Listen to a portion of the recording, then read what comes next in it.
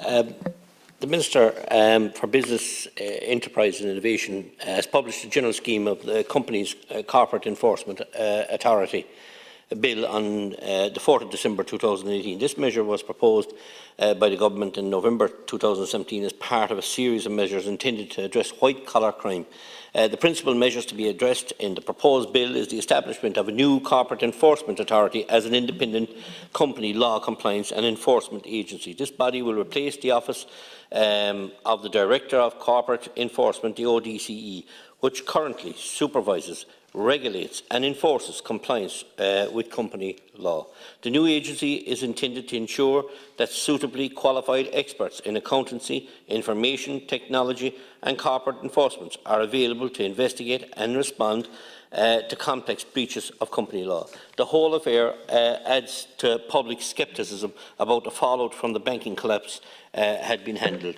Only 3 bankers went to jail for fraudulently moving funds between Anglo and Irish Life and Permanent to make Anglo's books look better.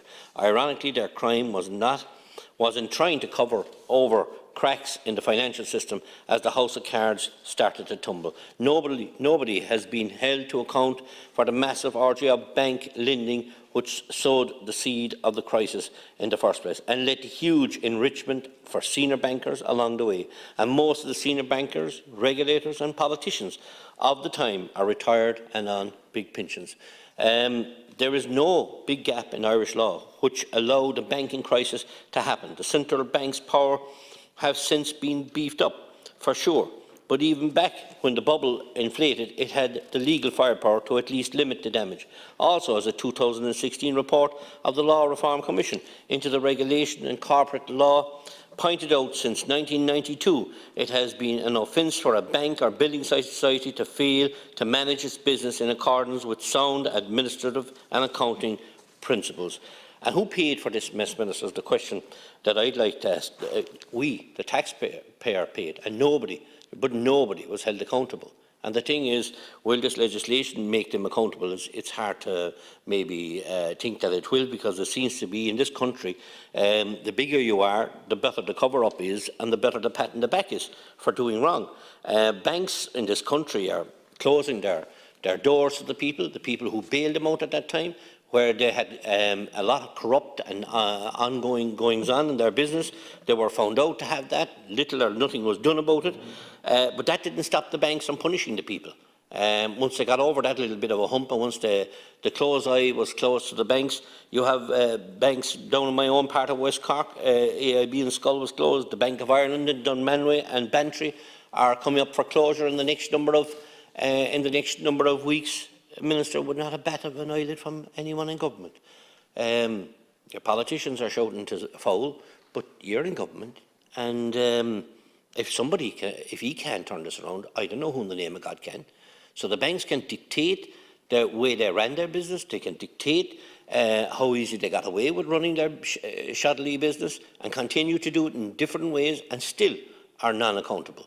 And I look at KBC Bank, the way Deputy Matthew McGrath and Deputy Carol Nolan and myself did sit in that bank in 2018 in December, and our intention was not to leave them premises until they start talking to their customers and not treating them like they were some kind of a wild animal. They were human beings that maybe got into a little bit of debt. I'd always support someone that's in a bit of debt and trying their best to come out of it, and instead they rammed the vulture funds down on top of their back and swept them out and got their bodyguards down from all over Northern Ireland and ran into their farms and ran them out of their houses. Good God Almighty, so that was going back a couple of 100 years in our country. And again, little or nothing here in this to make sure that something like that can never happen again. People fought hard, to purchase a bit of land, and do fall by difficult times. They're in the one in the country that probably avoids that situation they're in. But a bank like KBC were scrupulous in their business and were found out to be doing that, and unfortunately now are walking away from the Irish market. Couldn't care less. Nobody cares. Nobody has power over them. They're a law to themselves. If they need a bailout, it's back to us, of course. If they're doing something wrong, whether it is one bank or another, so we see how they can get away with it.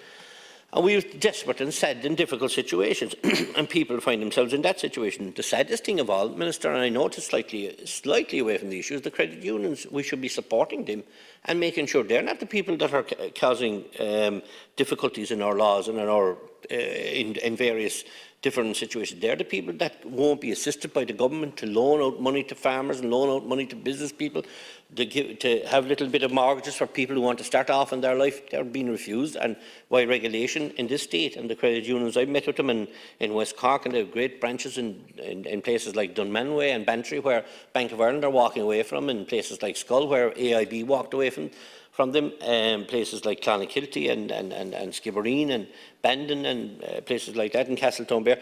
You know, they've great branches, and they know everybody and they respect everybody, Minister. And they didn't, thanks be to God, we don't see them in any of these kind of scandals and any of these. We're having to bring forward legislation to change, to stop the corruption and the carry on that went on.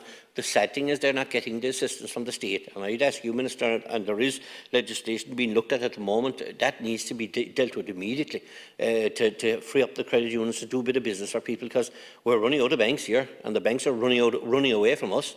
They've had it with the Irish market. They've cleaned us out fairly well. The state backed them up to the hilt. And now it's time for us to put our foot down here and support the Irish businessman and the Irish farmer.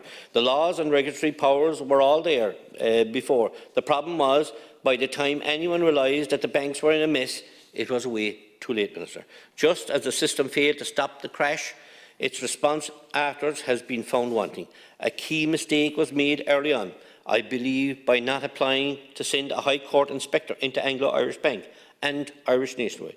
This would have at least provided some clarity on what happened. Instead, we had an interminable legal process based on specific charges with decidedly mixed conclusions. In turn, this has put other investigations on hold. For example, an inquiry by the Chartered Accountant regulatory body into specific issues relating to EYS funds of Anglo has been on hold now for some years on the request of the DPP, who did not want it to affect other legal proceedings, and other inquiries into the crisis, such as the one undertaken by a special Oireachtas committee, have had to tip around issues which crossed over legal cases underway or planned.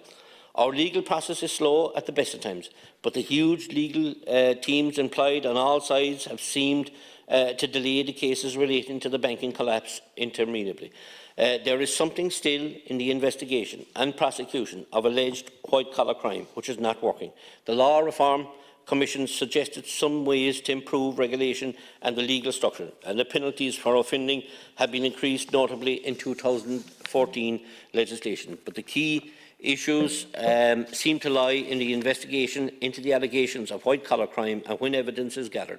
The legal process used thereafter, there are endless hurdles even before a jury gets to hear a case, rightly or wrongly. This leaves the impression that alleged white-collar offences are simply not treated the same as what might be called more traditional offences. And, Minister, that is the fact, and it's unfortunately the situation that the Irish people find themselves in, and the good people of West Cork, the constituency I come, they tell me corruption is applauded, sadly, in this country so many times, and people that have been found to do wrongdoing have never been made fully accountable. And they've been patted in the back all along by the political system as well as the banking system, and they're given plenty beautiful pensions and a nice, they can play golf, while the people that businesses are ruined on the ground because they're trying to pay off their debts for what their carry on. Those people have been left high and dry, and they don't believe in the legal system that's there at the moment. I hope that this will do something to turn this around, but certainly, Minister, to date, the Irish people talk, and they talk to the ordinary people on the ground, and they've been talking to me, and they're not at all impressed with what they've seen down through the years, and especially now when we see the walkaway, as I said to you, of banks again. Not alone did they run away before with monies, now they're walking away, this time, unfortunately, leaving people again under further stress, under further pressure, and sadly aided and abetted by the political system, where when the banks go under, we must be there, the people of Ireland, to make sure that they're propped up, and the state will back them. But sadly, when they'll walk away, The state has no say in the matter. It is a decision made by the bank, and the state has left the people are left their hanging. So thank you very much, Laskin Cola, for giving me the opportunity to speak on this issue.